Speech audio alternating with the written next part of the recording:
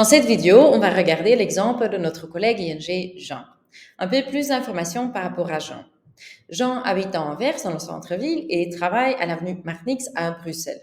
D'habitude, il va au bureau 3 fois par semaine, les lundis, les mercredis et les vendredis, et il télétravaille les mardis et les jeudis, comme vous voyez ici sur son calendrier. D'habitude, le lundi, il prend sa voiture pour aller au travail. Il n'a pas de voiture de leasing d'ING, donc il prend sa voiture privée pour laquelle il recevra une indemnité kilométrique.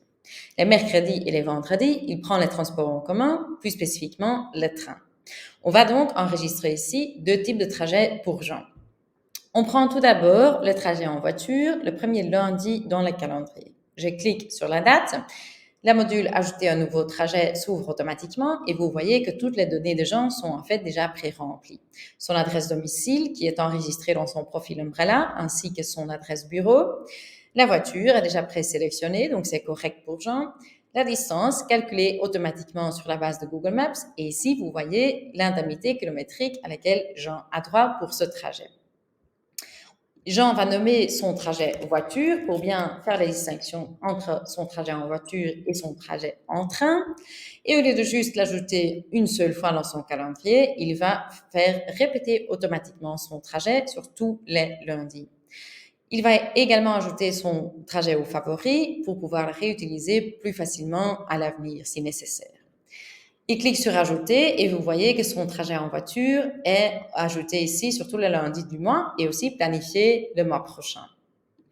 On regarde ensuite son trajet en train pour les mercredis et les vendredis. Je clique sur le premier mercredi dans le calendrier et je vais nommer pour Jean ce trajet train. C'est un trajet aller-retour, mais pas en direct de son adresse domicile à son adresse bureau. Je vais donc devoir modifier ici la destination.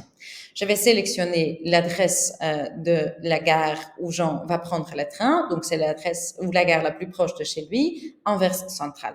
Je clique pour cela sur Rechercher adresse et je vais ici taper Antwerpen ou Anvers Central et je sélectionne donc la première étape dans son trajet. Je clique ici sur Ajouter une étape et puis Jean prend le train entre Anvers Central et Bruxelles Central. Donc, je clique encore sur Rechercher adresse et je vais chercher sur Bruxelles Central. Voilà, c'est dans ma liste. Je sélectionne et puis je clique encore une fois sur Ajouter une étape. Ici, s'ajoute automatiquement l'adresse bureau de Jean, donc sa destination finale.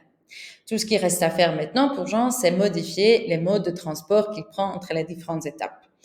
De son domicile à la gare près de chez lui, il prend le vélo. Entre les 2 gares, il prend le train. Et de la gare de Bruxelles Centrale à l'avenue Marnix, il va à pied. Vous avez vu sans doute que les distances ont été récalculées automatiquement, ainsi que les indemnités kilométriques. Pour le trajet en train, pas d'indemnité, mais Jean peut prendre un abonnement de train payé par ING.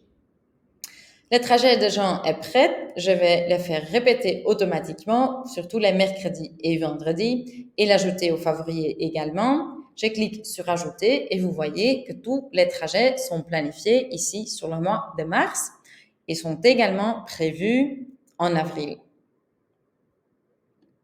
le mois prochain.